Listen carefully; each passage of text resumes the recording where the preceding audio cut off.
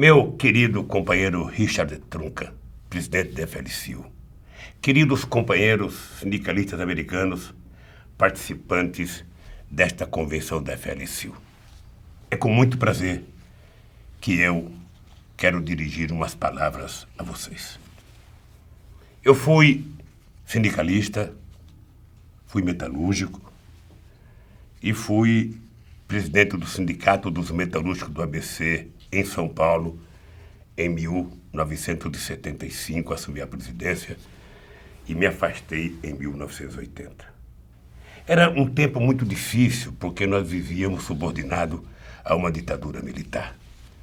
Era difícil sindicalizar os trabalhadores e era praticamente impossível fazer qualquer movimento reivindicatório porque a repressão era muito forte.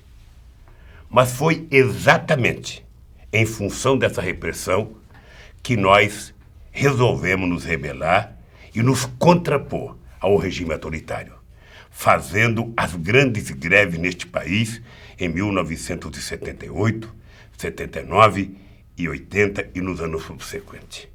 Nós resolvemos desafiar porque nós não podíamos mais conceber a ideia das empresas brasileiras e multinacionais cada vez ficarem mais ricas e nós, trabalhadores, cada vez ficarmos mais pobres. E foi exatamente a partir desse movimento que nós demos um salto extraordinário para que a gente pudesse restabelecer a democracia no nosso país. Em 1980, nós criamos um partido político porque eu descobri que no Congresso Nacional, de 513 deputados, só tinha 2 deputados operários. O resto era tudo gente de classe média que não pertencia à classe operária. Criamos o partido em 1980 e em 1983 nós criamos a Central Única dos Trabalhadores, que também era proibido por lei criar uma central e nós criamos mesmo sem a lei permitir. E consolidamos o processo democrático brasileiro, restabelecendo o primeiro presidente civil em 1985, depois de 23 anos de militarismo. Por que eu estou dizendo isso para vocês? Porque eu perdi 3 eleições para presidente. E eu estava convencido que eu precisava chegar à presidência para provar que era possível um trabalhador governar um país do tamanho do Brasil, que é a 6ª economia do mundo, e fazer as coisas acontecer. O Brasil, embora seja um país de 200 milhões de habitantes, ele era governado apenas para 1/3 da sua população. Já se dava como resolvido de que 2/3, ou mais do que 2/3, tinha que ser pobre. E nós, em 10 anos, fizemos uma pequena revolução no nosso país. O Brasil saiu da 10ª economia mundial para a 6ª economia mundial. Em 10 anos, nós tiramos 36 milhões de pessoas da extrema pobreza, criamos 20 milhões de empregos e levamos 40 milhões de pessoas à classe média. Em 10 anos, nós criamos programas sociais que revolucionaram o Brasil. Criamos um programa Luz para Todos, que levou luz elétrica nos lugares mais longínquos na Amazônia para 14 milhões de pessoas. Nós fizemos a maior política de crédito da história desse país para aposentado e para trabalhador que eram proibidos de entrar em banco. Para a agricultura familiar, nós fizemos uma verdadeira revolução no crédito, fazendo com que as pessoas tivessem acesso a dinheiro com juro mais barato, com maior tempo para pagar. Essa revolução que aconteceu no Brasil fez com que nós, em 10 anos, construíssemos mais universidade do que foi construído em 100 anos. Construíssemos 2,5 vezes em 10 anos o que foi construído no século de escolas técnicas. Durante 10 anos, nós aumentamos o salário dos trabalhadores. Durante 10 anos, o salário mínimo aumentou todo ano. Isso permitiu que houvesse uma ascensão extraordinária do conjunto da sociedade brasileira e, sobretudo, da classe trabalhadora. Mas o maior legado que eu pude deixar na presidência foi a relação que eu estabeleci entre governo e sociedade.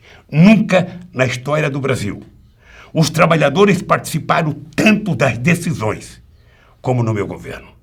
A primeira coisa que nós fizemos foi criar um Conselho de Desenvolvimento Econômico e Social. em que misturávamos empresários, banqueiros, sindicalistas, índios, pastor evangélico, católicos, para juntos determinar a estratégia de desenvolvimento do país. Fizemos 74 conferências nacionais para discutir política de saúde, política de educação, política de segurança, política indígena, ou seja, para cuidar de todos os assuntos do país.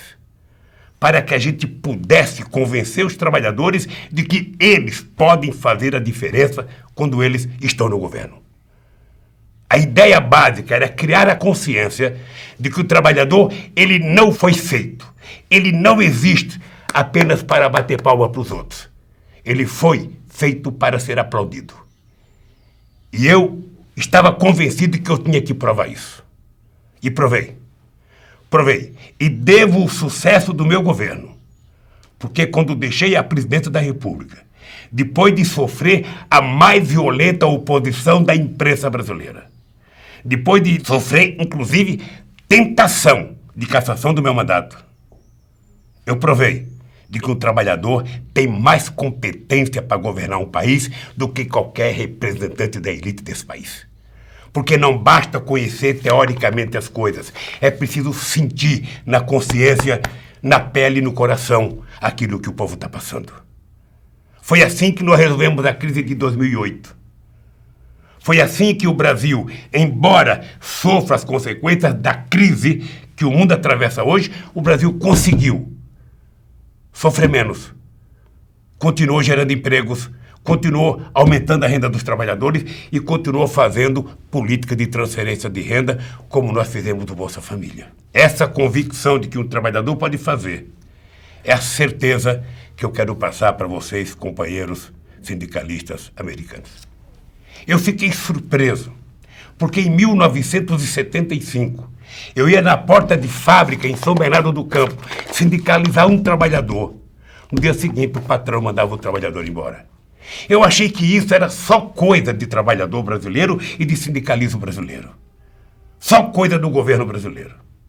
Para minha surpresa, quando em 2012 eu estive no Congresso da UAW e eu constatei que governos estaduais americanos, junto com os empresários, não permitem que trabalhador se sindicalize.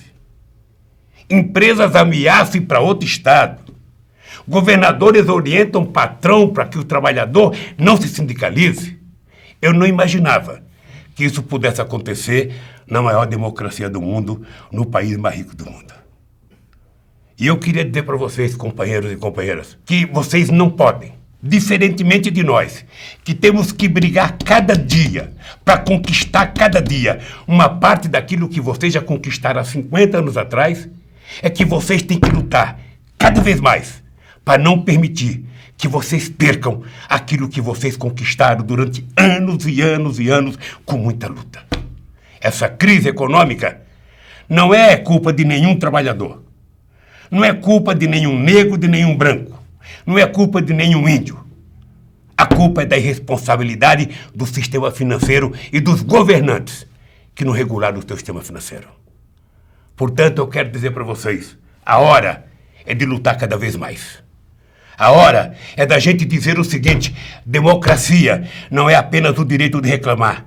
Democracia é o direito de conquistar, é o direito de trabalhar, é o direito de estudar, é o direito de sindicalizar e é o direito de poder protestar. E eu tenho certeza que o sindicalismo que conquistou, que vocês conquistaram no século XX, não irão permitir que, por irresponsabilidade do sistema financeiro e de governantes que não regularam o sistema financeiro, os trabalhadores paguem com a perda das suas casas, com a perda dos seus empregos e com a perda dos seus salários. Quero terminar dizendo para vocês que contem comigo. Porque se um trabalhador metalúrgico aqui no Brasil conseguiu fazer o que nós fizemos no Brasil, certamente vocês, com muito mais razão, podem fazer muito mais nos Estados Unidos. Não permitir que haja retrocesso para os trabalhadores. Boa convenção, um abraço e até a próxima, se Deus quiser. Para governar um país do que qualquer representante da elite desse país. Porque não basta conhecer teoricamente as coisas. É preciso sentir na consciência, na pele e no coração aquilo que o povo está passando. Foi assim que nós resolvemos a crise de 2008. Foi assim que o Brasil, embora sofra as consequências da crise que o mundo atravessa hoje, o Brasil conseguiu sofrer menos. Continuou gerando empregos, continuou aumentando a renda dos trabalhadores e continuou fazendo política de transferência de renda, como nós fizemos do Bolsa Família. Essa convicção de que um trabalhador pode fazer é a certeza que eu quero passar para vocês, companheiros sindicalistas americanos. Eu fiquei surpreso, porque em 1975, eu ia na porta de fábrica em São Bernardo do Campo sindicalizar um trabalhador. No dia seguinte, o patrão mandava o trabalhador embora. Eu achei que isso era só coisa de trabalhador brasileiro e de sindicalismo brasileiro. Só coisa do governo brasileiro. Para minha surpresa, quando em 2012 eu estive no Congresso da UAW e eu constatei que governos estaduais americanos, junto com os empresários, não permitem que trabalhador se sindicalize. Empresas ameaçam ir para outro estado. Governadores orientam patrão para que Foi a relação que eu estabeleci entre governo e sociedade. Nunca na história do Brasil os trabalhadores participaram tanto das decisões como no meu governo. A primeira coisa que nós fizemos foi criar um Conselho de Desenvolvimento Econômico e Social, em que misturávamos empresários, banqueiros, sindicalistas, índios, pastor evangélico, católicos, para juntos determinar a estratégia de desenvolvimento do país. Fizemos 74 conferências nacionais para discutir política de saúde, política de educação, política de segurança, política indígena, ou seja, para cuidar de todos os assuntos do país. Para que a gente pudesse convencer os trabalhadores de que eles podem fazer a diferença quando eles estão no governo. A ideia básica era criar a consciência de que o trabalhador, ele não foi feito, ele não existe apenas para bater palma para os outros. Ele foi feito para ser aplaudido. E eu estava convencido de que eu tinha que provar isso. E provei. Provei. E devo o sucesso do meu governo. Porque quando deixei a presidência da República, depois de sofrer a mais violenta oposição da imprensa brasileira, depois de sofrer, inclusive, tentação de cassação do meu mandato, eu provei de que o trabalhador tem mais competência, esse movimento, que nós demos um salto extraordinário para que a gente pudesse restabelecer a democracia no nosso país. Em 1980, nós criamos um partido político porque eu descobri que no Congresso Nacional, de 513 deputados, só tinha 2 deputados operários. O resto era tudo gente de classe média que não pertencia à classe operária. Criamos o partido em 1980 e em 1983 nós criamos a Central Única dos Trabalhadores, que também era proibido por lei criar uma central, e nós criamos mesmo sem a lei permitir. E consolidamos o processo democrático brasileiro, restabelecendo o primeiro presidente civil em 1985, depois de 23 anos de militarismo. Por que eu estou dizendo isso para vocês? Porque eu perdi 3 eleições para presidente. E eu estava convencido que eu precisava chegar à presidência para provar que era possível um trabalhador governar um país do tamanho do Brasil, que é a 6ª economia do mundo, e fazer as coisas acontecer. O Brasil, embora seja um país de 200 milhões de habitantes, ele era governado apenas para 1/3 da sua população.